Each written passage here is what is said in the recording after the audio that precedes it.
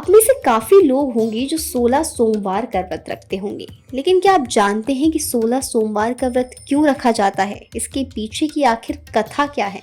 तो आज के इस वीडियो में आप जानेंगे 16 सोमवार व्रत की कथा। एक समय की बात है, भगवान शिव माता पार्वती के साथ भ्रमण करते हुए मृत्यु लोक के अमरावती नगर में पहुंचे, जहां उस नगर के राजा ने भोलेनाथ का एक विशाल और खूबसूरत मंदिर बनवा रखा था। शिव जी और माता पार्वती उस मंदिर में रहने लगे। एक दिन माता पार्वती ने भगवान शिव से चौसर खेलने की इच्छा जताई। तब भगवान शिव माता पार्वती के साथ चौसर खेलने बैठ गए। जैसे ही खेल प्रारंभ हुआ, वैसे ही उस दिन का पुजारी वहां से आ गया। तब माता पार्वती ने पुजारी जी से सवाल किया कि ये बताइए कि इस बाजी में किसकी जीत होगी। तब ब्राह्मण ने कहा कि इस खेल में महादेव जी की जीत होगी, परंतु ऐसा नहीं हुआ और जीत माता पार्वती की हुई। माता पार्वती ब्राह्मण की झूठी भविष्यवाणी करने की वजह से क्रोधित हो गई और उन्होंने ब्राह्मण को कोढ़ी होने का श्राप दे दिया। इसके बाद शिव और पार्वती कैलाश पर्वत लौट गए। माता पार्वती द्वारा दिए गए श्राप की वजह से पुजारी कोढ़ी हो गया। उसकी ऐसी हालत देखकर नगर के स्त्री पुरुष उससे दूर दूर रहने लगे। नगर के कुछ लोगों ने राजा से पुजारी के कोढ़ी होने की बात बताई। जब राजा को पता चला कि पुजारी की किसी पाप के कारण ऐसी हालत हुई है, तो उन्होंने पुजारी को मंदिर से ही निकलवा दिया। इसके बाद कोढ़ी पुजारी मंदिर के बाहर बैठकर ही भिक्षा मांगने लगा। इस तरह से कई दिन बीत गए। तब स्वर्ग लोक की कुछ अप्सराएं उस मंदिर में आई और उस पुजारी से उसकी कोढ़ी होने का कारण पूछा। पुजारी ने निसंकोच सारी बातें बता दी। तब अप्सराओं ने पुजारी को 16 सोमवार व्रत रखने की सलाह दी। अप्सराओं ने पुजारी को 16 सोमवार व्रत की विधि बताते हुए कहा कि सोमवार के दिन सूर्योदय से पहले उठना, फिर स्नान आदि से निवृत्त होकर स्वच्छ वस्त्र धारण कर लेना। इसके उपरांत आधा सेर गेहूं का आटा लेकर उसके 3 अंग बनाना, फिर भगवान शिव की प्रतिमा के समक्ष घी का दीपक जलाकर गुड़, नैवेद्य, फूल, बेलपत्र, चंदन, अक्षत, जनेऊ का जोड़ा लेकर विधि विधान प्रदोष काल में भगवान शिव की पूजा करना। पूजा के बाद गेहूं के आटे से बनाए गए 3 अंगों में एक अंग भगवान शिव को अर्पित कर देना और एक आप ग्रहण कर लेना। बाकी अंगों को भगवान का प्रसाद मानकर सभी में बांट देना। इस तरह से 16 सोमवार तक व्रत रखना। फिर 17वें सोमवार को एक पाव आटे की बाटी बनाकर उसमें घी और गुड़ मिलाकर चूरमा का प्रसाद तैयार करना। फिर इस प्रसाद का भगवान शिव को भोग लगाकर सभी लोगों को बांट देना। इस तरह से 16 सोमवार व्रत करने और व्रत कथा सुनने से तुम्हारे सारे कष्ट दूर हो जाएंगे। 16 सोमवार व्रत की विधि बताकर अप्सराएं स्वर्ग लोक को चली गई। पुजारी ने अप्सराओं के कहने अनुसार विधि विधान 16 सोमवार व्रत किया। फलस्वरूप भगवान शिव की अनुकंपा से उसका कोढ़ दोष दूर हो गया। राजा ने भी उसे फिर से मंदिर का पुजारी बना दिया। इसके बाद से वो मंदिर में आनंद से अपना जीवन व्यतीत करने लगा। कुछ दिनों बाद जब भगवान शिव और माता पार्वती उस मंदिर में पधारे, तो स्वस्थ पुजारी को देखकर पार्वती जी ने उससे कोढ़ दोष से मुक्त होने का कारण जानना चाहा। तब पुजारी ने उन्हें 16 सोमवार व्रत रखने की सारी कथा सुनाई। पार्वती जी ने भी पुजारी से इस व्रत की विधि पूछकर 16 सोमवार का व्रत प्रारंभ किया। पार्वती जी ने ये व्रत अपने पुत्र कार्तिकेय के लिए रखा। दरअसल उन दिनों माता पार्वती अपने पुत्र कार्तिकेय के नाराज होकर दूर चले जाने से बहुत दुखी रहती थी। 16 सोमवार का व्रत करते हुए माता पार्वती ने अपने पुत्र कार्तिकेय के लौटने की मनोकामना की। व्रत समापन के तीसरे दिन कार्तिकेय भगवान वापस लौट आए। तब कार्तिकेय ने अपनी माता से पूछा कि माँ, मेरे इस हृदय परिवर्तन के लिए आपने ऐसा कौन सा उपाय किया था जिससे मेरा क्रोध नष्ट हो गया और मैं वापस लौट आया? तब माता पार्वती ने अपने पुत्र की इस व्रत की कथा सुनाई। उस समय भगवान कार्तिकेय अपने एक मित्र ब्रह्मादत्त के परदेश चले जाने से बहुत दुखी थे, इसलिए उन्होंने अपने मित्र के वापस लौट आने के लिए 16 सोमवार का व्रत किया। व्रत के समापन के कुछ दिनों के बाद ही उनका मित्र लौट आया। फिर ब्राह्मण ने कार्तिकेय से इस व्रत के बारे में पूछा। तब कार्तिकेय ने अपने मित्र को 16 सोमवार के व्रत की सारी विधि बता दी। फिर उसने भी ये व्रत किया। 16 सोमवार व्रत का समापन करने के बाद ब्रह्मादत्त विदेश यात्रा पर निकल गए। विदेश में राजा हर्षवर्धन की बेटी राजकुमारी कुंचन का स्वयंवर हो रहा था। राजा ने प्रतिज्ञा की थी कि उनकी हथनी स्वयंवर की माला जिसके गले में डालेगी, उसी से उनकी पुत्री की विवाह होगा। ब्राह्मण भी राजकुमारी के स्वयंवर में शामिल हो गया। तभी एक सजी धजी हथनी सूंड में जयमाला लिए वहां आई और उसने ब्राह्मण के गले में जयमाला डाल दी।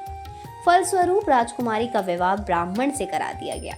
एक दिन ब्राह्मण की पत्नी ने पूछा, हे प्रेमनाथ, आपने ऐसा कौन सा शुभ कार्य किया कि उस हथनी ने सभी राजकुमारों को छोड़कर आपके गले में जयमाला डाली? तब उस ब्राह्मण ने अपनी पत्नी को 16 सोमवार व्रत की विधि बताई।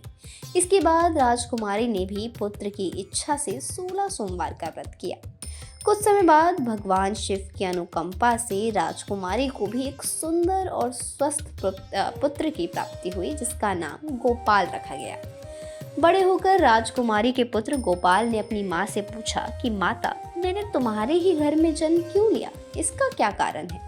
तब माता गुंजन ने पुत्र को 16 सोमवार व्रत की महिमा के बारे में बताया। व्रत का महत्व जानकर गोपाल ने भी राज्य पाने की इच्छा से ये व्रत किया। व्रत समापन के बाद गोपाल घूमने के लिए अपने नगर के पास ही दूसरे किसी नगर में गया। वहां के वृद्ध राजा को गोपाल पसंद आ गया और उसने अपनी पुत्री मंगला का विवाह गोपाल से करा दिया। 16 सोमवार के व्रत करने से ही गोपाल महल में पहुंचकर आनंद से रहने लगा। 2 साल बाद उस वृद्ध राजा का निधन हो गया तो गोपाल उस नगर का राजा बन गया। राजा बनने के बाद भी वो विधिवत 16 सोमवार का व्रत करता रहा और व्रत के 17वें सोमवार को गोपाल ने अपनी पत्नी मंगला से व्रत की सारी सामग्री लेकर वो शिव मंदिर पहुंचने के लिए कहा।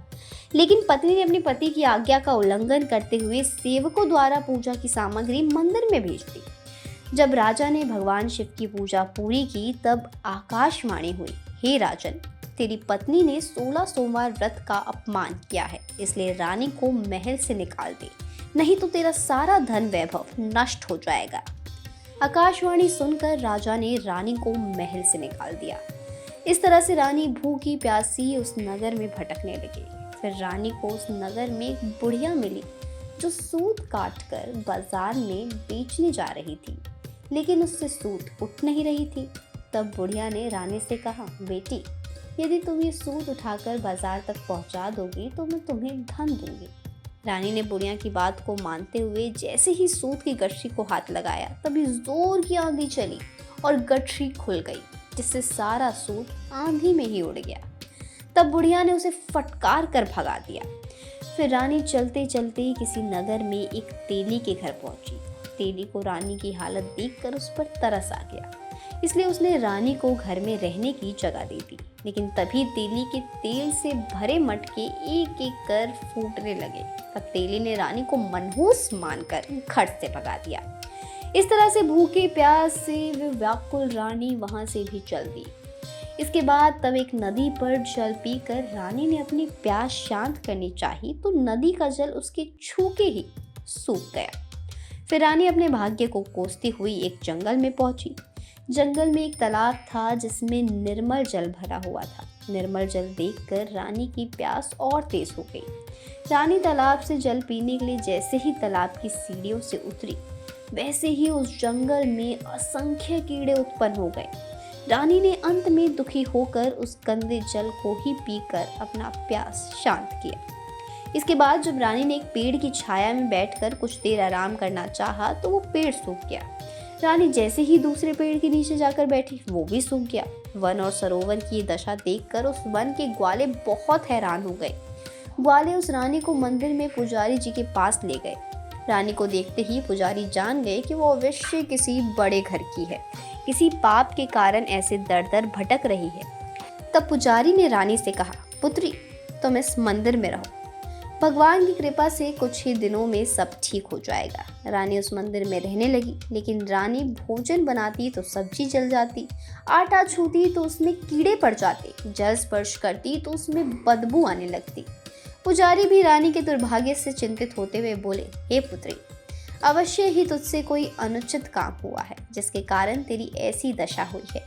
पुजारी की बात सुनकर रानी ने सारी घटना बता दी। पुजारी ने कहा, अब तुम कोई चिंता ना करो, सच्चे मन से 16 सोमवार के व्रत करना शुरू कर दो।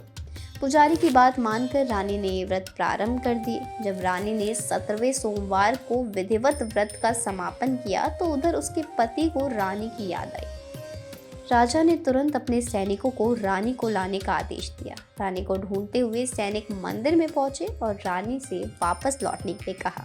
तब पुजारी ने सैनिकों से रानी के वापस जाने के लिए मना कर दिया। इसके बाद राजा स्वयं उस मंदिर में पुजारी के पास पहुंचे और रानी को महल से निकाल देने के कारण पुजारी जी से क्षमा मांगी। तब पुजारी ने कहा, यह सब भगवान शिव के प्रकोप के कारण हुआ है। तब पुजारी ने रानी को वापस भेज दिया। रानी महल में आ गई। रानी के स्वागत में पूरे नगर को सजाया गया और राजा ने ब्राह्मणों को अन्न, वस्त्र और धन का दान दिया। इस तरह से रानी 16 सोमवार का व्रत करते हुए अपनी पति के साथ महल में आनंद पूर्वक रहने लगी। भगवान शिव की कृपा से उनका जीवन खुशियों से भर गया। कहते हैं, जो कोई 16 सोमवार व्रत की कथा सुनता है उसकी सभी मनोकामनाएं पूरी होती है। आपको ये कथा कैसी लगी हमें कमेंट बॉक्स में ज़रूर बताएं।